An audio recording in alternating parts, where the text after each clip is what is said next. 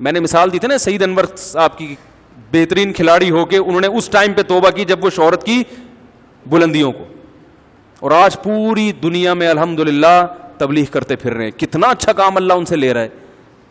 اور میں سعید انور صاحب کی مثال اس لیے دیتا ہوں کہ خاندانی توبہ کی ہے, خاندانی توبہ.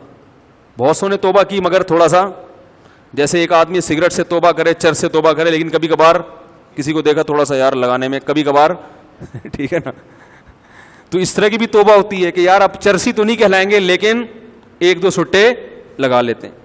میں کوئی خدا نخواستہ کھلاڑیوں کو چرسیوں سے تشبیہ نہیں دے رہا بھائی, کہیں یہ نہ سمجھے میرے بیان سے یہ نکال دیں کہ اس نے تشبیہ کس سے دی ہے.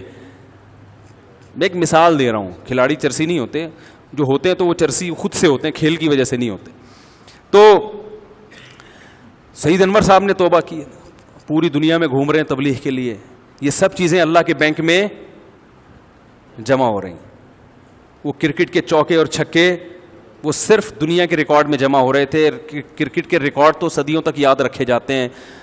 سوالات کیے جاتے ہیں نا کہ بھئی وہ آپ بتائیں وہ 1901 میں کس نے چھکا مارا تھا, تو بعض پاگل بیٹھے ہوئے ہوتے ہیں جو یہ ساری معلومات پہلے سے لے کے بیٹھے ہوئے ہوتے ہیں. وہ بتاتے ہیں 1901 میں فلاں نے چھکا مارا, یہ موٹر سائیکل آپ کی ہوئی, یہ ہوتا ہے نا.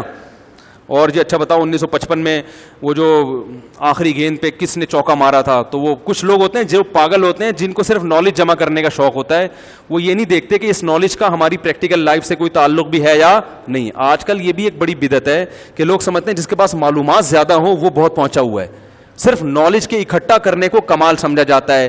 یاد رکھو صرف علم کا جمع ہو جانا یہ کمال نہیں ہے. نبی صلی اللہ علیہ وسلم نے فرمایا, دعا سکھائی ہے, اللہم انی اعوذ بک من علم لا ینفع, اے اللہ میں ایسے علم سے پناہ مانگتا ہوں جو فائدہ نہ پہنچائے.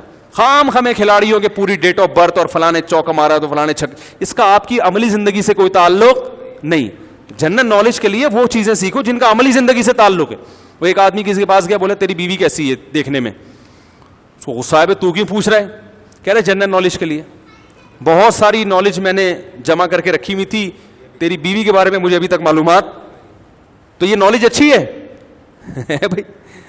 تو اب وہ چوکے چھکوں کی پوری پوری رپورٹیں معلوم ہوتی ہیں, وہ ورلڈ کپ فلانے. ہمیں تو الحمدللہ ہم نے بھی کرکٹ بہت کھیلا ہے, لیکن جب ہم نے توبہ کی, کھیلنے سے نہیں, کھیلتے تو ابھی بھی ہیں, دیکھنے سے جب توبہ کی تو ہمیں تو الحمدللہ نہ کھلاڑیوں کے نام کا پتہ, نہ ہمیں ورلڈ کپ کا پتہ چلتا ہے, نہ ہمیں کچھ اور پتہ چلتا ہے کہ کون سی ٹیم کب آ رہی ہے کیا. بھائی چھوڑو یار, ہمارا کیا لینا دینا بھائی ان سے. دیکھو سعید انور نے توبہ کی ہے تو بالکل الحمدللہ خاندانی. وہ بھی ایک نوجوانوں کو ایک پیغام دے دیا کہ یار ہمیں بھی بہت سارے راستے تھے مگر ہماری سمجھ میں بات آ گئی کہ اس میں کچھ بھی نہیں رکھا. وہ جو ریکارڈ بن رہا تھا نا ہمارا چوکوں اور چھکوں کا, ہم مر جاتے وہ ریکارڈ ہمارے ساتھ ہی ختم. لوگ تبصرے کرتے رہتے سعید انور تھا, وہ اتنے چوکے مارے, اتنے چھکے مارے, اتنے کیچ پکڑے, تو ہماری قبر میں ہمیں رپورٹ بھی نہیں کوئی دیتا آ کے کہ تمہارے بارے میں پورا پروگرام پیش کیا جا رہا ہے.